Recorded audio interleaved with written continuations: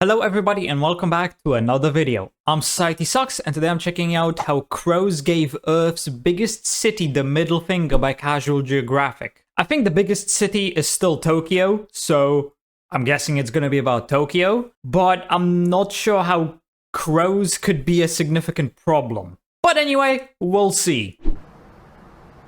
Jesus.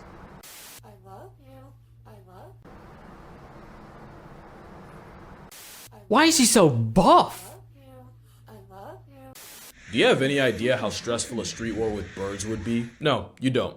Because you don't live in Tokyo. Tokyo has a gang problem. Wow. The problem is the members aren't human and can fly. At one point, there were more than 36,000 crows crowding the eastern capital, thanks to the massive amounts of trash produced by the city each year. Crows are basically monkeys minus thumbs, but with unlimited air. Also, did you know that a group of crows is called a murder? So those videos right there were showing us a murder. A murder of crows. Airtime, and as corvids, along with others like ravens, jackdaws, and magpies, make up the smartest group of things with wings on the planet. Smart enough to use cars as nutcrackers, only to collect when the walk sign's on. And smart enough to memorize garbage routes for different parts of the city, just to snatch trash before the workers do. But a habitual featherbedist won't just wait for you to trash it, as Tokyo crows have robbed people to steal their loot. The bird called Garasu has bloodied the faces of school children while trying to make off with candy, and have even broken into classrooms to raid lunchboxes. They'll also storm zoos for a living lunch, often in the form of kidnapping baby prairie dogs and ducklings. Not to mention they'll attack livestock, pecking at the udders and causing cuts that can lead to infection. That is if they don't just bleed out. In 2017, Tokyo's government received over 600 complaints of civilians thrashed by the aerial urbanite, with most coming in the spring, their nesting season. Which brings another problem. Crows nesting in utility poles have caused blackouts, and using fiber optic cables as material has brought down entire broadband networks. Yeah, that's something I always wondered about birds. How often do they destroy power lines and cause blackouts because of it? Also, a fun story from school. When I was still going to school, there was a crow that would show up and just sit on the windows of our classroom, and it would just wait there. And sometimes we would open the window and feed it, and it ate the stuff. Obviously, it didn't allow anyone to touch it because it didn't trust us that much. But it was basically like a class pet in a way. I'm even shutting down high-speed bullet train service in Akita. Hundreds of millions in yen are spent each year removing nests, with the Hokuriku Electric Company stripping 15,880 in 2018. Yet somehow the crows seem to shake it off. How? Well, because the crows started making decoy dummy nests to lead them away from the real ones. Crows and Tokyoites have been beefing for years, but it didn't escalate until a certain event in 2001, when one crow decided to dive bomb a man while he was playing golf. That man was Governor Shintaro Ishihara, and he swiftly declared conflict on the corvids, with promises of changing Japan's national district. Since then, it's been on site and flight, with the government. So, Japan has declared war on a bird. Well, history has shown us that declaring war on birds never ends well. Just look at Australia and the emus. Japan's war on crows is probably just as much of a failure. I've been trying everything to combat a vindictive air terrorist, employing hawk mercenaries to try to fight fire with feathers, and even installing beehives in the heart of Ginza, so the Ginpachi just launching a tactical hawk. Even more of a flying crash out. But one thing about Japan, you don't with the Yakuza, and these air gangsters have been testing people in ways arguably no other city animal ever has. And for all humanity's hubris, this might be the one time we have to eat crow. And not in the way that Chiji had in mind. So how did a bird manage to humble a nation the most since the Emu War of 32? Because at least emus he did mention the emus. Size. Well, like almost everything else, it started with our garbage. Tokyo produced 3.52 million metric tons of trash in 2001, and in 1994, the government switched from black plastic bags for curbside pickup to semi-see-through calcium carbonate options. The intent was to reduce environmental impact, but a consequence was the scavenge happy could now see what was in the bags and had a much easier time finding takeout. In recent years, Tokyo has seen a rise in bears and boars commuting into the city for trash, and wild macaques have continued to be a problem. But according to a wildlife management study, out of the 10 major invasive species, it was crows that caused the highest percentage of harm. Wait, parrots? Parrots cause harm? Well, that's something I would not have expected. See, boars, bears, raccoons, that makes sense to me. Crows as well. But parrots? Oh, and obviously monkeys also makes perfect sense. Largemouth bass and carps, though. That's a surprise. It was also crows that people were most in favor for lethal measures against. The gag is, crows in Tokyo aren't invasive. People just hate them off principle. But if just liking trash was the only barrier of entry, Japan would have more problems than a flying black Air Force. The problem is, crows had a counter for almost everything thrown at them. First is that crows have great memories and hold grudges. In 2006, remember that year, the University of Washington conducted an experiment where 7 crows were trapped and eventually released by people wearing scary masks. Not too long after, study leader Professor John Marsloff was strolling the campus with a mask when 47 out of the 53 crows he encountered violently rejected to his presence. Each following year, the number of vindictive, on-site campus crows grew and peaked in 2013. Even though at this point, they'd only see the mask twice a year for a few hours, and especially even though most of the crows on the offensive weren't even alive at the start of the study. So even though they barely see it like twice a year, they still somehow remember the exact face that trapped them. That is insane. 2023 that the harassment eventually stopped, and it probably wasn't even that they forgot, just that it took 17 years for them to drop the vendetta. There's also the implication that crows can communicate so well that even those born after the study could instantly tell which masks meant bad. So yeah, that memory is good for more than just garbage routes. You do wrong by a crow, you're screwed for a very long time, which Tokyoites have learned the stressful way. One man, Hiroshi Takaku, saw a couple of his colleagues being I can't imagine being one of the car owners and just by swinging his belt. The crows finding your off, car covered in shit. They returned to work to find hundreds of crows posted up on their building of business, waiting for them. So safe to say, conventional extermination doesn't really work on a couple of his colleagues being attacked by a few crows and fended them off by swinging his belt. The crows backed off, but the next day, they returned to work to find hundreds of crows posted up on their building of business. They called backup. So safe to say, conventional extermination doesn't really work on an animal that can learn the look of the workers doing it and will mob them on sight. They also tried traps where they'd bait the crows with food like lard and then gas the captured crows with carbon monoxide. But not only was that method way more costly than it was worth, they didn't expect a group of goth tweeties named Murder to turn death into a life lesson. Crows have funerals, but not the kind that you think where they mourn the dead. In fact, they're more likely to anyway. When a crow sees another dead, you think where they mourn the dead. In fact, they're more likely to When a crow sees another dead crow, it'll often call out to the surrounding birds and they'll all gather around the fallen member to investigate the cause of death. A study even found that the sight of the deceased triggers activation in the part of the brain associated with higher order decision making. Because crows understand cause and effect enough to realize that a threat to one is a threat to all. So they analyze what could kill them. It's why crows will sometimes avoid a field for years if they see a past tense crow there once. The same study also found that crows will harass any human seen near the corpse, likely pinning the death on them, but will also do the same if they see a human with a hawk, probably realizing that a hawk and a human can equal a bad time. So mass crow killings barely put a dent in the population. And speaking of hawks, they weren't as effective as the government hoped, as although big enough hawks will murk crows, crows will use their numbers to effectively mob birds of prey and chase them off. You see where I'm going with this, These right? things are far more intelligent than I had expected. Everything. The Tokyo terrors would avoid areas with traps, and any crow deaths were likely reported on and adjusted for by the greater crow community. And let me just remind you that crows were out here making decoy nests to slow their human ops down. Even with the crow cavalry falling from its near 40,000 population peak, in 2010 there were still an estimated 20,000 running the naked city, causing the government to get even more creative. This how bad it got. Tokyo had researchers studying more than 10,000 different crow sounds and isolating the specific sound they make in response to a predator, and playing those calls on loudspeakers near trash sites. Basically what pilot whales do to orcas, Japan had to resort to with a bird. But really, the only thing that made a difference was regulating the very problem that caused it. People started covering their trash with blue protective tarps, and Utsunomiya University professor Shuei Sugira helped develop a special yellow garbage bag that the crows couldn't see through. And it had to be a very specific yellow or else it wouldn't work. Many places like restaurants in Ginza pivoted to having their garbage collected at night, instead of the crow's prime time of late morning. But by far, the most effective measure— Couldn't they all just have gotten trash bins? Instead of putting the trash out in bags, put them in bins, close the bin, and would that not have worked?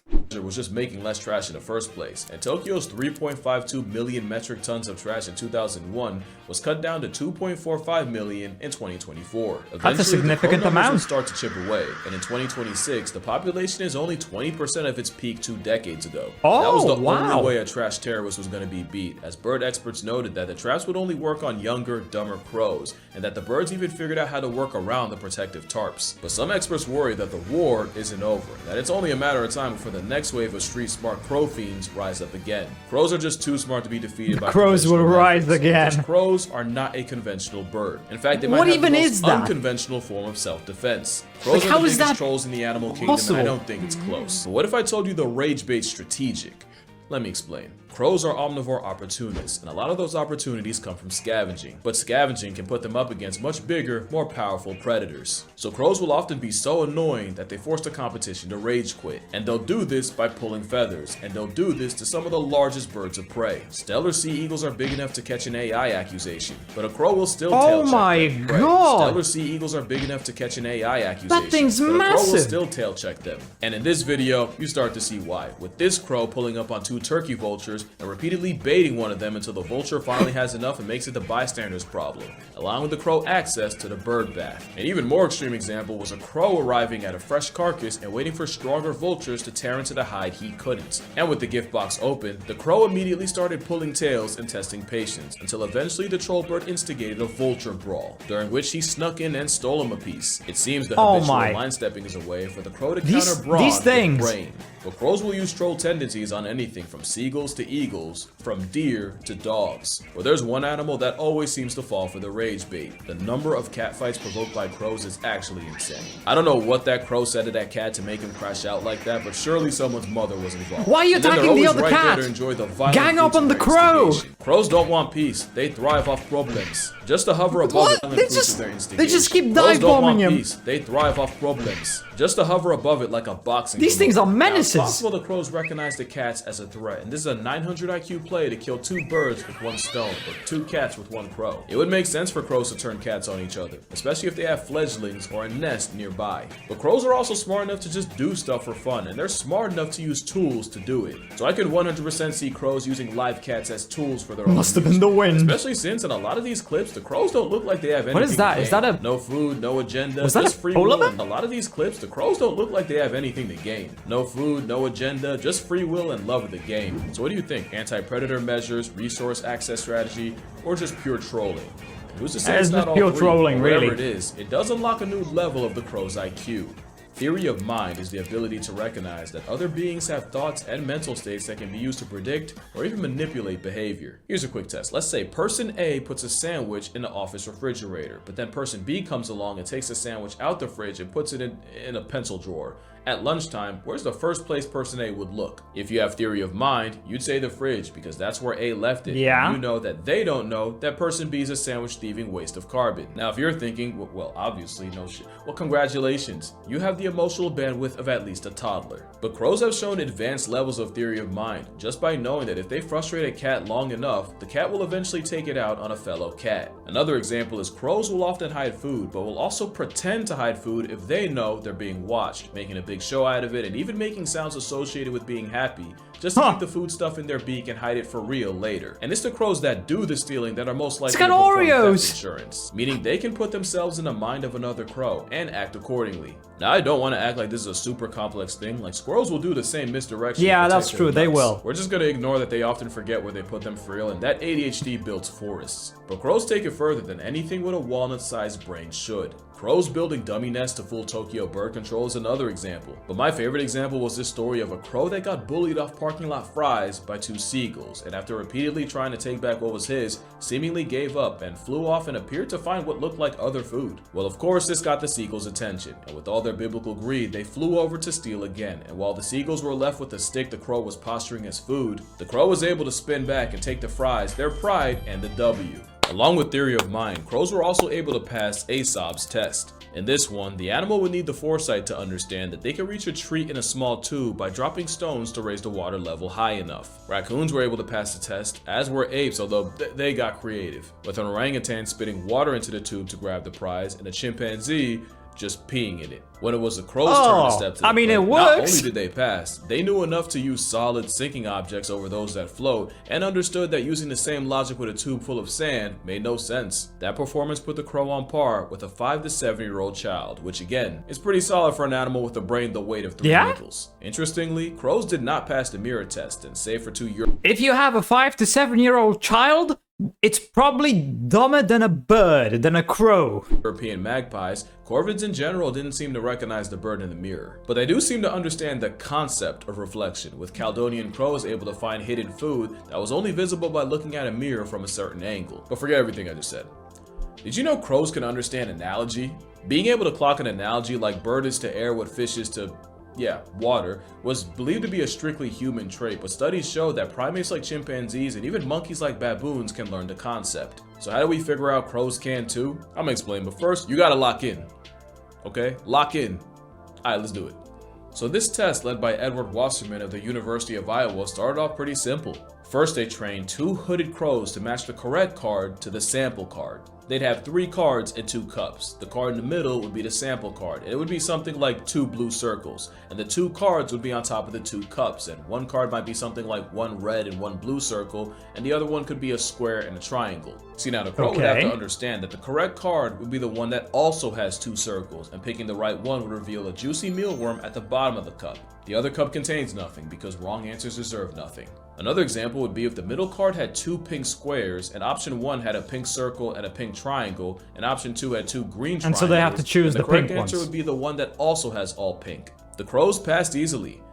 But that wasn't the experiment. That was the warm-up. Because I just described identity matching to sample, IMTS. The real test would be if they could solve relational matching to sample, or RMTS. RMTS basically means if the sample pair is AA and your options are BB and CD, then the right answer would be BB. Yeah, you choose BB. You would pick BB. If the sample was CD and your options were EF and GG, you'd pick EF. That's analogical thinking, because AA and BB aren't literally the same, but they are in terms of the relationship the same letter twice have to each other. So right here, the crow would have to understand that because the sample card has 2 different samples, then the card with the reward would also have 2 different shapes. Nice. Alright, try it again. Bueno. No now, fucking way. Kicker? They were not trained to do this. They got this on the first try. They went straight from IMTS to analogical thinking. Completely on their own. We're still talking about crows here. And Wasserman said it. It'd be one thing. Maybe. I mean, no. This was an experiment. So no. Could the crows just have known that the mealworms were there because they could either smell them or hear them moving? Because I have mealworms, because I feed them to my tarantulas, and mealworms are loud. They are very loud. You can easily hear them moving. Unless the mealworms were dead. But then maybe the crows smelled them? But surely they would have thought of that before, so...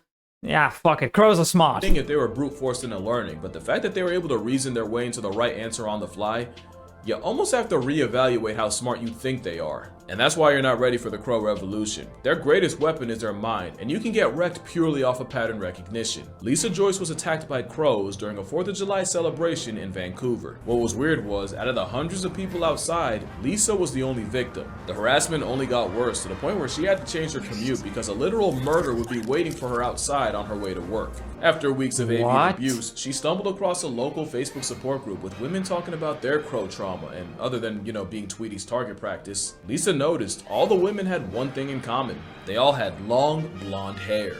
As for why blonde bias? Well, you might find your answer in Seattle. That's where science writer and fellow blonde Lynn Peoples was jogging when she took multiple bird strikes to the back of the dome. Later in her jog, she saw a man, probably having a mental episode, absolutely crashing out at the birds at the park, chasing and kicking at them, birds that included crows. He also had a long ponytail. Guess what color it was? Blonde. You can catch heat from a murder as a bystander, and your only options are to move, dye your hair, or I guess you could wait in the house for 17 years like a cicada. Crow hate crimes have gotten so common, someone developed an app to track crow attacks, and crow tracks quickly gained thousands of reports. As much as I love crows, I can understand why people are terrified of them. They're the most human bird on the planet, and that is really uncomfortable to some people. Well, let me make it worse.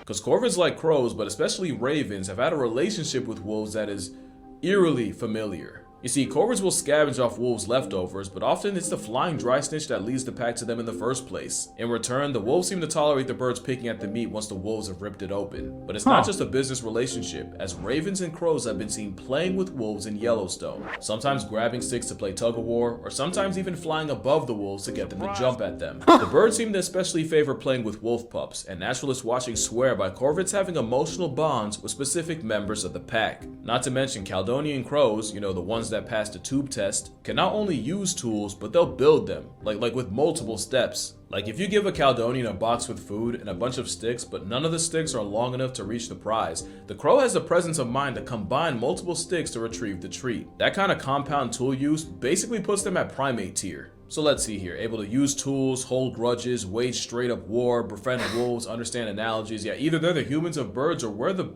crows of primates. And that's probably the biggest reason why people that's kind of fear them. adorable. They're arguably the biggest threat to human hubris. If Thanos snaps us all out of existence, don't be surprised if we come back to a black Air Force in the driver's seat. And that's gonna do it for this video. Drink water, hug your mother. I for one welcome our imminent avian overlords, just for anyone watching. Acknowledge your father, and I'ma see y'all in the next one.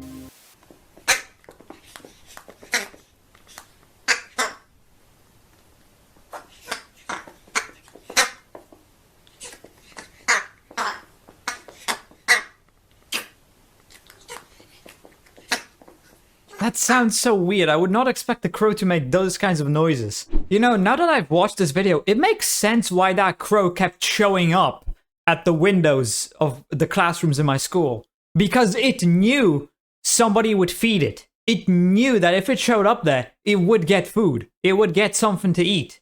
I now want a crow as a pet. Although I'm not sure if that would be legal.